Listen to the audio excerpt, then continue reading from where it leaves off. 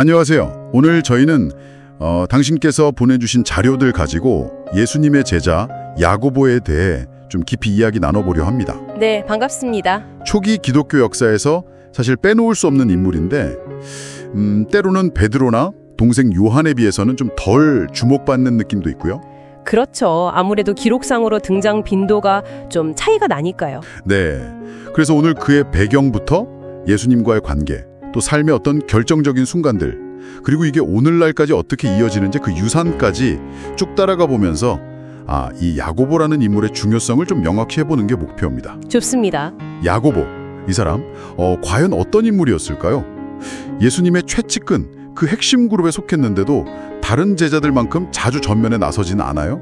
네, 그 점이 좀 흥미롭죠. 그런데도 12사도 중에 첫 순교자가 되었고 또 그 이름은 아주 유명한 순례길과 연결돼서 지금까지도 계속 회자되고 있잖아요? 맞아요. 산티아고 순례길. 네, 이 간격이 참 재밌습니다. 자, 어디 한번 그 속으로 들어가 볼까요? 네. 일단 야고보가 누구인가? 기본적인 정보부터 좀 짚어보죠. 자료를 보면 갈릴리 어부 집안 출신. 네, 아버지는 세베대, 어머니는 살로메. 그리고 동생이 바로 그 사도 요한이죠. 아, 그렇죠. 베드로, 안드레 형제와는 원래 동업자 관계였다고 하고요. 네, 맞습니다.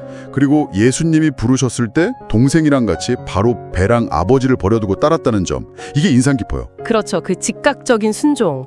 그리고 베드로, 요한과 함께 예수님의 가장 가까운 그 이너서클, 세제자 중 하나였다는 게 중요하죠. 네, 그 핵심 그룹 멤버였다는 거. 바로 그 점 때문에 야고보는 예수님 사역 중에서도 정말 특별한 순간들을 직접 목격하게 됩니다. 어떤 순간들이었죠? 자료들을 보면 그 예수님의 신성이 드러났던 변모산 사건 현장에도 있었고요. 아, 변화산. 네. 네. 그리고 죽은 야이로의 딸을 살리셨던 그 기적의 방. 네네. 또 십자가를 앞두고 겟세마네 동산에서 고뇌하며 기도하시던 그 자리에도 늘 함께 있었다고 나와요. 와, 정말 그만큼 예수님이 깊이 신뢰했다는 증거네요. 그렇죠. 그걸 보여주는 대목이죠. 그렇게 가까이에서 예수님의 어떤 엄청난 능력, 또 인간적인 고뇌를 직접 봤다는 건 이게 뭐랄까, 나중에 보이는 그의 강렬한 성격에도 영향을 미치지 않았을까요? 충분히 가능성이 있습니다. 그런 경험들은 사실 평범한 어부였던 그의 내면에 아주 깊은 각인을 남겼을 거예요. 네. 때로는 이게 부담감으로, 때로는 좀 남다른 사명감 같은 걸로 작용했을 수 있죠. 아, 그러고 보니 그 성격을 딱 보여주는 별명이 있잖아요. 예수님이 직접 붙여주신 보아너게? 네, 우르의 아들빌. 네. 그 뜻처럼 자료에 나온 걸 보면 예수님을 영접 안 한다고 사마리아 마을에 그냥 불을 내려버리자고 하질 않나? 하하, 그렇죠. 좀 격하죠. 네. 또 나중에는 어머니까지 동원해서 예수님 나라에서 높은 자리 달라고 요구하기도 하고 정말 불같은 성격이 느껴져요. 다혈질에 어쩌면 야심도 좀 있었던 것 같고. 맞아요. 그 우려의 아들이라는 별명이 그냥 나온 건 아닐 겁니다. 그만큼 격정적이고 또 어떻게 보면 굉장히 인간적인 면모도 강했던 인물로 보여요. 네. 근데 중요한 건 이제 그 에너지가 어떻게 변화하고 또 사용되었는가 하는 점이겠죠. 아, 바로 그 지점이 핵심인 것 같아요. 그렇게 격정적이던 사람이 어떻게 첫 번째 순교자가 될 수 있었을까? 네. 예수님 승천 후에 야고보는 예루살렘 교회의 아주 중요한 지도자 중 한 명으로 활동합니다. 네. 그런데 사도행전 12장을 보면 헤롯 아그리파 1세가 박해를 시작하면서 AD 44년경에 칼에 목숨을 잃게 되죠. 아, 12제자 중에서 가장 먼저 순교한 인물로 기록된 겁니다. 첫 번째 순교자. 네. 근데 그의 죽음은 단순히 그냥 박해의 희생으로 끝난 게 아니에요. 오히려 초기 교회 공동체에게는 뭐랄까? 신앙을 위해서라면 목숨까지 내놓을 수 있다는 아주 강력한 증거가 됐던 거죠. 아, 그 담대함이 오히려 공동체를 더 단단하게 만들었겠군요. 그렇죠. 그렇게 볼 수 있습니다. 와, 정말 우레의 아들의 그 격렬함이 결국에는 신앙을 향한 어떤 불굴의 용기? 이런 걸로 승화됐다고 볼 수도 있겠네요. 정말 극적인 변화인데요. 네, 그의 삶 자체가 그런 변화의 과정을 좀 보여주는 것 같습니다. 그리고 그의 영향력은 순교 이후에도 계속 이어지죠. 맞아요.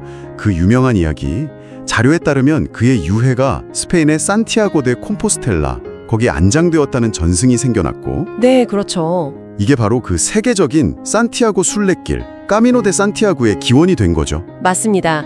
그래서 조개 껍질이나 지팡이가 야고보의 상징처럼 여겨지고요. 아, 네. 스페인을 비롯해서 많은 곳에서 수호 성인으로 공경받고 있습니다. 정말 한 사람의 삶과 죽음, 그리고 거기에 얽힌 이야기가 1000년이 넘는 시간 동안 이렇게 수많은 사람들에게 영적인 여정의 동기를 주고 거대한 문화현상까지 만들어냈다는 건 정말 놀랍습니다. 실로 대단한 일이죠. 확장될 수 있다는 걸 보여주는 것 같아요. 네. 오늘 저희가 살펴본 것처럼 야고보는 우레의 아들이라 불릴 만큼 굉장히 열정적이었고 또 때로는 인간적인 약점도 보였지만 결국엔 예수님께 깊이 헌신하면서 첫 순교자가 된 아주 입체적인 인물입니다. 네, 입체적이라는 말이 딱 맞네요. 평범한 어부에서 시작해서 역사에 이렇게 깊은 발자취를 남긴 그의 여정은요, 어쩌면 당신께서 삶이나 신앙의 길을 걸어가실 때 우리 안에 있는 그런 열정, 때로는 약점 같은 것들이 어떻게 헌신으로 이어지고 또 성장할 수 있는지 좀 돌아보게 하는 계기가 될 겁니다. 생각해 볼 지점이 많네요. 마지막으로 이런 질문을 한번 던져보고 싶습니다. 예수님 곁에서 영광을 꿈꿨던 그 야고보가 어떻게 그분을 위해서 가장 먼저 죽음을 맞이하는 그 영광을 택할 수 있었을까요? 아, 그 질문이 참. 그의 삶의 궤적은 결국 제자가 된다는 것은 무엇인지, 그리고 신앙 안에서의 성숙이라는 게 과연 뭘 의미하는지 우리에게 깊은 생각거리를 남겨줍니다. 이 질문을 좀 곱씹어 보시면서 야고보라는 인물을 더 탐색해 보시는 것도 좋지 않을까 싶네요.